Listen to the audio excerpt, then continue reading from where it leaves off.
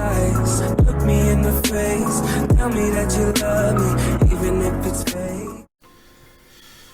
Alright guys, welcome back to the Mokey channel, your channel in terms of gold format stuff and old school Yu-Gi-Oh!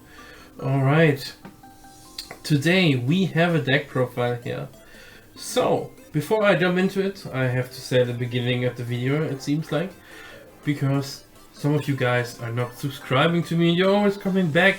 I can see that in the YouTube algorithm, so if you come back all the time, why not leave a sub and a like, and so you get always like a bing bing on YouTube when my videos go up, and you just click at the doobly-doo and then just see already when my video is out. So, and then let's waste no time, let's jump into this big thing, because today I brought you Chaos Phoenix Control. Right, so this is one of the decks that has seen quite some play back then in the year 2005 and was very successful. Today I haven't seen a lot of people play this deck online. Its popularity has gone down quite a bit. I guess the reason is because Chaos Turbo is so popular that Phoenix gets easier banished, but other ways I cannot explain to me because this deck is still quite good. So let's jump into this. Let's show what deck has been very good from the beginning in this format and was quite successful. So we start of course with the only one, the Phoenix of Nephthys, the card that revives himself if gets destroyed by card effects and blasts away all the spell and traps with the heavy storm effect. So this chicken, it will always come back to you, and then it will nuke the spell and traps in there. You don't want that to happen against you. It's really annoying and it's really strong, and that's why it's a really good card. BLS, of course, because we play Light and Darkness engine, it works pretty well. We play one Parashaft and we play one Jinzo. Of course we could play two Parashaft, but having a Jinzo in deck nowadays seems quite good to me, I think. There's a popularity growing in cards now and decks now that play a lot more traps than usual. Also the Chaos Turbo decks play more traps than usual.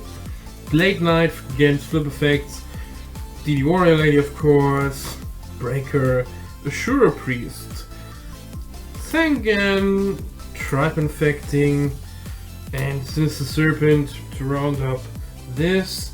And then we go to Tsukiyomi and then the flip effect brigade. The flip effects are Imitator level 1, and then Magical Merchant. We have two Magician of Faith, which are all level 1, and then we have our little Recruiter engine, two of her. So there's one thing I need to say about her. She can recruit two things. She can recruit Magician of Faith from your deck, or she can recruit the Fist Butler. So, as you know, as a normal recruiter, normally you could just creature swap them and then destroy on your opponent's field. But this effect works differently in gold format. The ruling is if your opponent controls your what's this card in English? I have forgotten her name, sorry. I've forgotten her English name. If your opponent controls this card because you gave it by creature swap, he's going to summon also. So don't creature swap this guy, it's not useful at all. Keep her on your side of the field and just recruit into her. It's way more easy like that. Alright, also she baits out nomads, which is quite good. And Nephthys Butler, if you didn't know, you contribute one other monster, and like this you will get into the Phoenix and you can special summon from the deck or your hand, which is quite effective because special summoning the Phoenix from the deck is really good. Alright. Trinity. Burial. Snatch. Heavy Storm. Mystical Space Typhoon. 2 Scapegoats, because Scapegoats are really good. You can use the goats to tribute them with Nephris Butler, of course. And this makes the effect very free.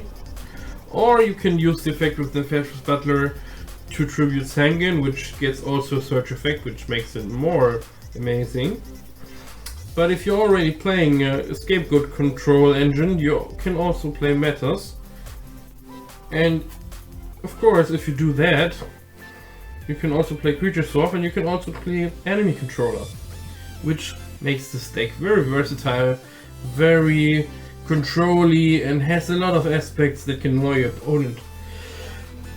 Pardon. And 2 Book of Moons, of course.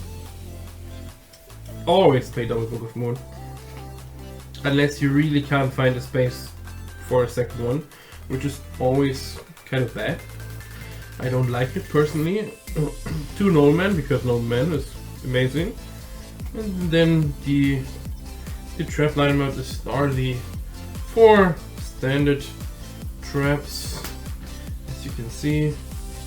Very standard builds, nothing unusual, and I think the deck is pretty self-explanatory.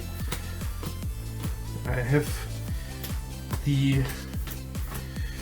got some messages that people want to see the whole builds from me in the last pictures. So from now on I will put them on here so you can see it all. So here it is. So you can see all of it at once. And I think that should be it. There's not much to say about this deck besides it has seen its days where it got really good tournament results. Recently, one of my best friends is playing this deck, not exactly my build. He has actually some spice into it, because he found another recruiting target that works pretty well with her. And he has gotten 2nd place on the tournament. But of course it was before the Corona pandemic, but it was still this year. And his deck is quite good, and I can assure you, or I can only say, yeah, try this out, give this a try again, because the deck is still powerful and can still do stuff. But I guess the biggest fear nowadays is her to get banished, which you of course have to counter in some way. Alright, I think that's it for me, guys. Okay, peace out from Mokey Senpai.